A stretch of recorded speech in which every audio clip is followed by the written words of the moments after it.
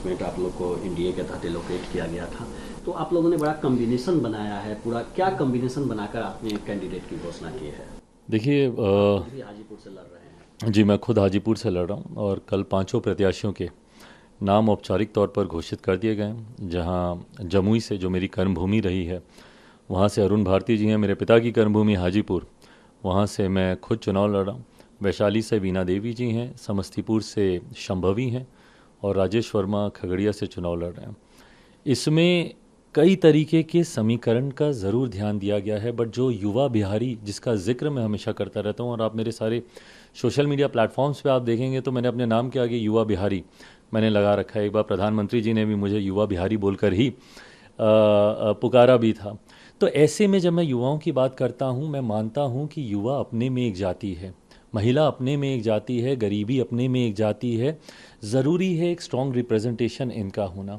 आप जब इस मेरी टीम को आप देखेंगे, इसमें आपको एक स्ट्रॉन्ग युवा का रिप्रेजेंटेशन आपको दिखेगा, पढ़े लिखे युवाओं का रिप्रेजेंटेशन आपको दिखेगा। ऐसे युवा जो भारत की संसद में आएंगे और जब बिहार से जुड़े हुए विषयों को अपने पटल से जब वो उठाने का जब वो काम करेंगे, तो एक सही एक्चुअल रिप्रेजेंटेशन जो बिहार का होना चाहिए, अभी तक जिस तरीके से बिहार और बिहारियों की छवि बना के रखी है, मुझे लगता है वो उचित प्रतिनिधित्व। पढ़े लिखे युवा हैं, अनुभव भी है।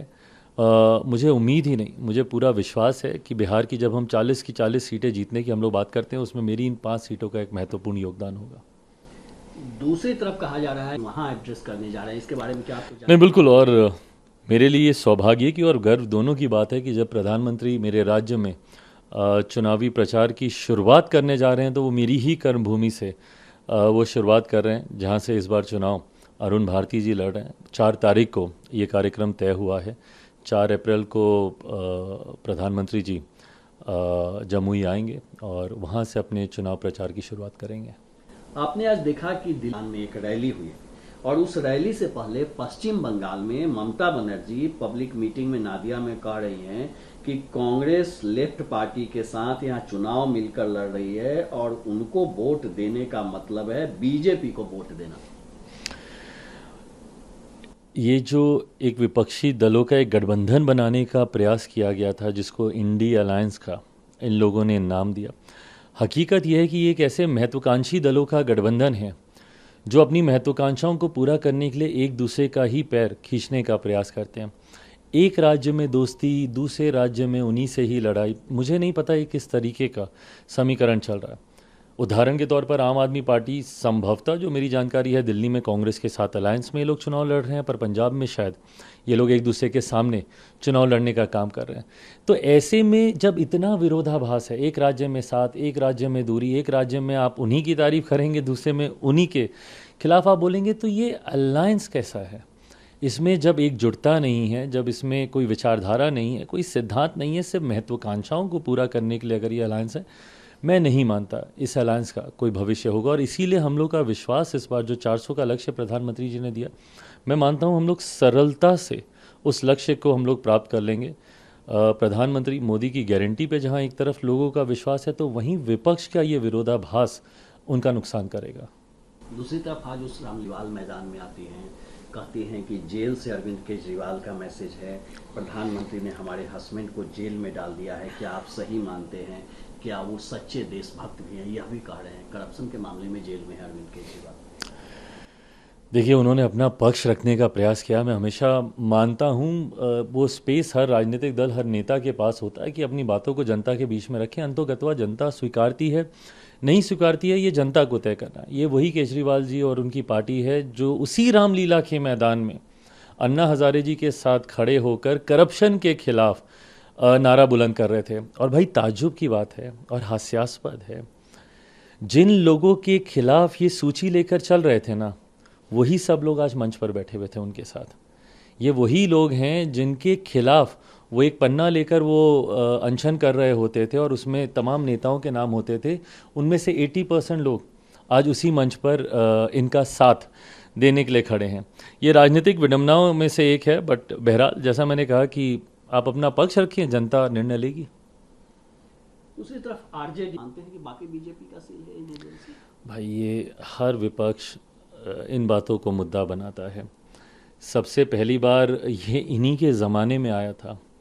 सीबीआई सरकार का तोता है, ये कांग्रेस के ज़माने में ये कहा गया था।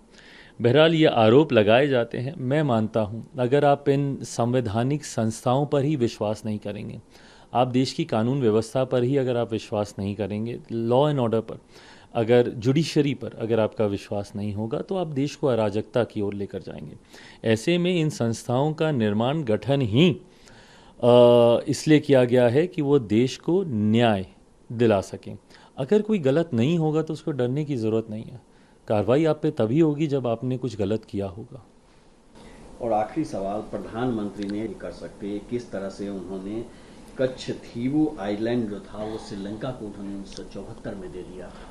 भाई ये तमाम बातें इतिहास के किन पन्नों में दबा दी गई हैं ये दर्शाता है, और ये उस कहावत को भी सत्य करता है कि जो बच जाता है वो इतिहास लिखता है और वो अपने आधार पर अपने हिसाब से इतिहास लिखता है। हैविंग सेड दैट, इन बातों का जनता के सामने आना ज़रूरी है। कुछ दिनों पहले सदन के आखिरी सत्र में प्रधानमंत्री जी ने हम लोग के प्रथम प्रधानमंत्री जवाहरलाल नेहरू जी के आरक्षण को लेकर क्या सोच रही थी और उसको लेकर उन्होंने विभिन्न राज्यों के मुख्यमंत्री को किस तरीके का पत्र लिखा था, ये जानकारी साझा की। आज प्रधानमंत्री जी ने एक और जानकारी साझा की। विपक्ष को इन बातों का जवाब देना ज़रूरी है। आप जो आज की तारीख में आरोप लगाते हैं, ये वही लोग हैं आरोप लगाते हैं ये सरकार आएगी, आरक्षण समाप्त कर दिया जाएगा, संविधान की हत्या कर दी जाएगी, लोकतंत्र की हत्या कर दी जाएगी। क्या ये उदाहरण नहीं, अगर आपके प्रथम प्रधानमंत्री की सोच ये रही थी आरक्षण को लेकर कि मैं उसका पक्षधर नहीं हूँ, क्या वो आरक्षण की हत्या नहीं थी? क्या लोकतंत्र की हत्या जब इमरजेंसी लगाई गई थी, क्या वो लोकतंत्र की हत्या नहीं थी? आज जब आप आरोप लगाते हैं चीन को लेकर भूमि हड़प रहा है, ये कर रहा है, उनकी फ़ौज इतनी आगे आ गई है, इन बातों का जवाब दें कि वो ज़मीन के टुकड़े, वो हिस्से जो भारत के थे, वो कैसे इधर चले गए। तो मुझे लगता है कि जब विपक्ष इन बातों का आरोप लगाता है, उससे पहले प्रधानमंत्री जी के द्वारा उठाए गए इन तमाम सवालों के जवाब देने ज़रूरी हैं।